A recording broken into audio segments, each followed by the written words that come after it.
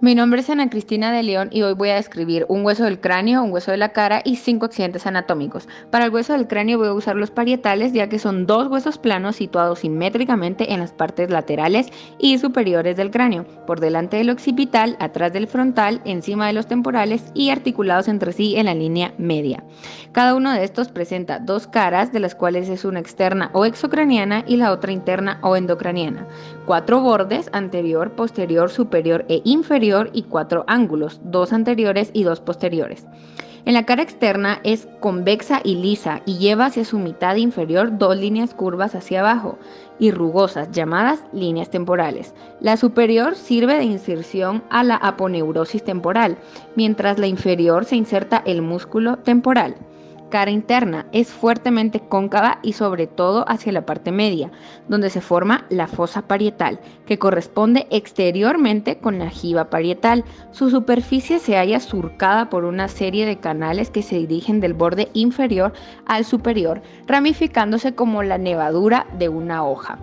Constituyen en realidad la impresión de las ramas de la arteria meningia media, cerca del borde superior, y paralelamente a él existe un semicanal que con el del hueso opuesto forma el canal para el seno longitudinal superior, y una serie de pequeñas fosas o fosetas de Paccioni, donde se alojan los corpúsculos de Paccioni. En el tercio posterior del canal mencionado existe un orificio, el agujero parietal, por el cual pasa la vena emisaria de Santorini. El borde superior es dentado y algo biselado a expensas de su cara interna.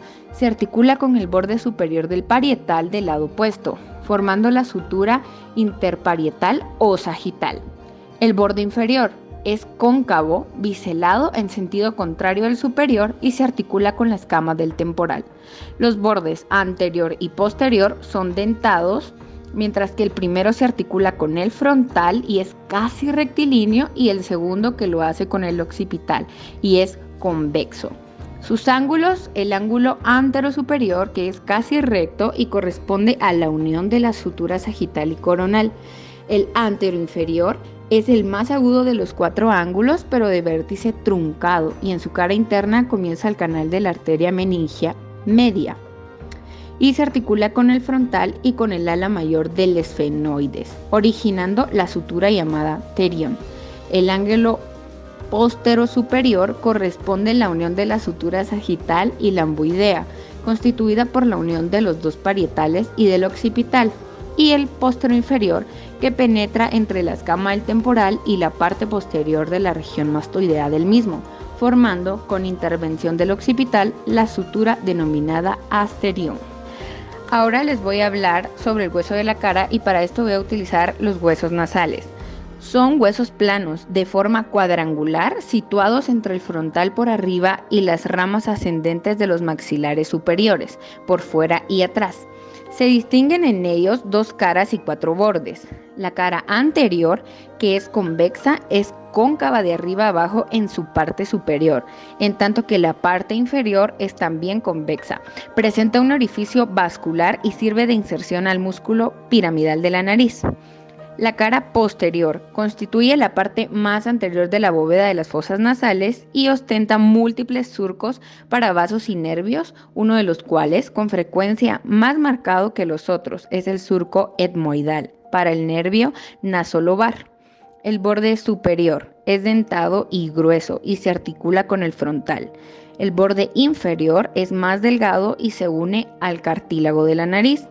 El borde anterior es grueso y rugoso, articulándose por arriba con la espina nasal del frontal y con la lámina perpendicular del etmoides, mientras en el resto de su extensión lo hace con el hueso del lado opuesto. El borde externo o posterior es biselado a expensas de su cara interna y se articula con la apófisis ascendente del maxilar superior. Ahora voy a hablar sobre los accidentes anatómicos, y para esto voy a utilizar el hueso occipital. Apófisis es una prominencia destinada a la inserción muscular. Podemos encontrar la apófisis yugular. Fosa es un hueco o área deprimida. Podemos encontrar la foseta faringea. Cóndilo, área articular redondeada semejante a un nudillo con frecuencia, y es una estructura par. podemos encontrar el cóndilo occipital. Cresta es un reborde óseo. Podemos encontrar la cresta occipital externa. Protuberancia es una prominencia ósea y podemos encontrar la protuberancia occipital externa.